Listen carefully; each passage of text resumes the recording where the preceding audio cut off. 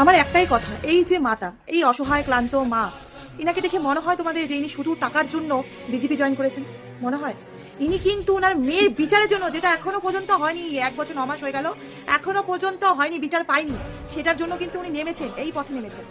আপনারা কি পারেন না ওনার পাশে গিয়ে একটু দাঁড়াতে? একটু দাঁড়াতে আমাদের সবার কর্তব্য, ওনার পাশে দাঁড়ানো সবার। আর কিছু না হোক, সব সাইডে রাখুন না, মনুষ্যত্ব, মেয়ে মা যারা আছো, নিজেদের মনুষ্যত্বটাকে জাগাও, মনুষ্যত্বটাকে নিয়ে একটু আগাও। এই মাটার পাশে গিয়ে দাঁড়াও। মাটার মুখটা দেখলে না বুকটা ফেটে যায়। প্রত্যেকটা ঘরে ঘরে আজকে অভয়া তৈরি হবে যদি উনার পাশে গিয়ে না দাঁড়াই। প্রত্যেকটা ঘরে ঘরে, বুঝতে পেরেছেন? আর কবে জাগবেন? আর কবে? অনেক তো হলো, এবার ছাড়ুন। অনেক হলো, অনেক হলো, আর পারছি না, আর পারছি না। এবার একটু বদলান, এবার একটু দাঁড়ান। আর কিছু না হোক, কোথায় জিতুক না জিতুক, অভয়ের পাশে গিয়ে দাঁড়ান। অভয়ের মার পাশে গিয়ে দাঁড়ান, যাতে অভয়া সঠিকভাবে বিচারটা পায়। এটা তো করুন একটু, আর কিছু বলবো না। জয় শ্রীরাম, জয় ভবানী, বন্দে মাতরম।